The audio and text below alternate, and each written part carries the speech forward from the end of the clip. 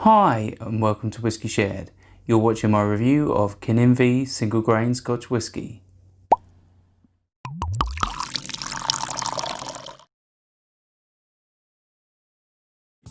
I'm Toby and you're watching Whisky Shared. Welcome to my review of Kininvie single grain Scotch whisky. This is KVSG002 as it's known in the experimental range catalogue. The single grain whisky is 47.8% ABV and it's part of the Kininvie experimental series.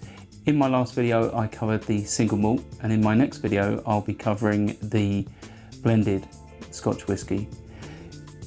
If you don't already, why not hit that subscribe button and also hit that bell icon so you're notified when that next video is released. If you haven't seen the single malt whisky video, why not check out the link in the description after you've watched this. So, being an experimental whisky, the single grain whisky I have here has very simple cardboard packaging, and it comes in a 50 cl flask bottle. It's fairly high ABV, it's 47.8%, and it's non-chill filtered like the other two in the experimental series. On the label of the bottle it has all the details for the experiment, so we know the mash bill, so we know the grain that went into this.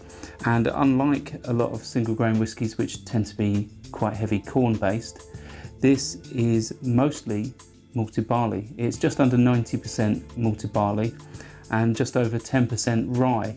So having a decent rye component, you'd expect probably some sort of rye spice. So it'll be interesting to see if that comes through. We also know that this has been aged in virgin American oak barrels. So the virgin American oak will give its own sort of spiciness to the whisky, so that'll be interesting. But also it will interact with the spirit a lot more, and the sugars in that will, bring out a different character than a used barrel. Should we find out what it tastes like? On to the whisky.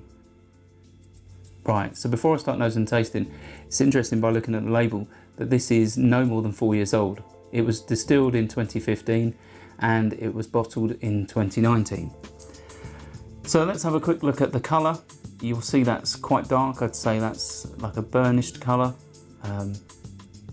Yeah, it really is a decent colour to this. So let's start with the nose.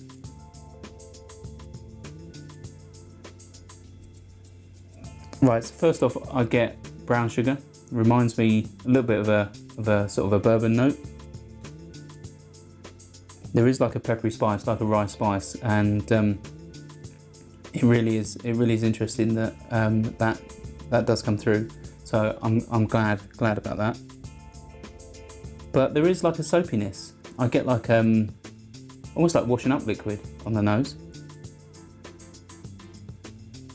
And then there's like a fruitiness that comes through. It's like really sort of tart green apples, a little bit sharp. And then I get like shortbread biscuits, which is quite nice as well. So let's try it on the palate.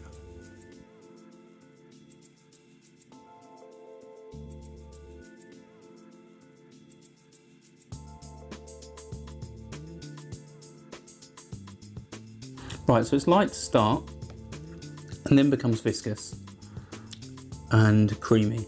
So it's not just that it sort of changes texture, there's like a creaminess with the flavour, not just the texture, which is quite nice. But there is a bit of spice there, which is now coming forwards. Let's have another sip, let's see how that develops.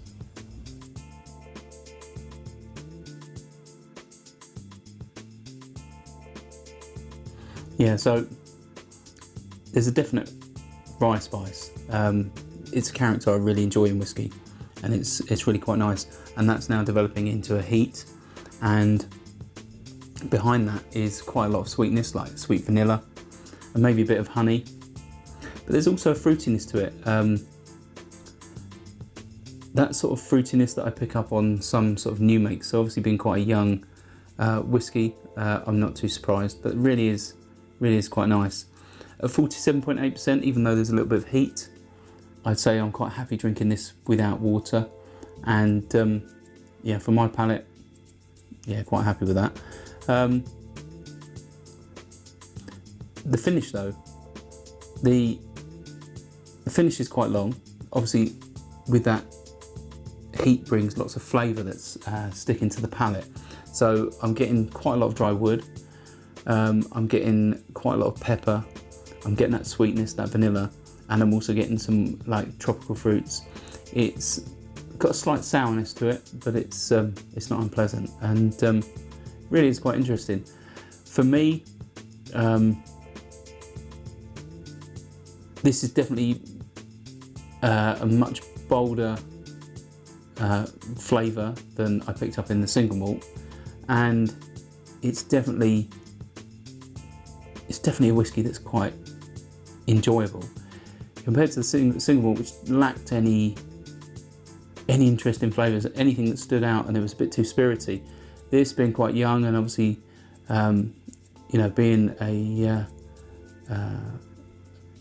single grain, so therefore it doesn't have the exact sort of character of a single malt.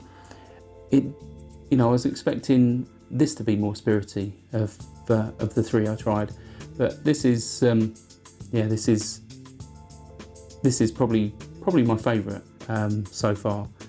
I think this is better value for me than the single malt, even though it retails at £35, and I'd be happy to pay that.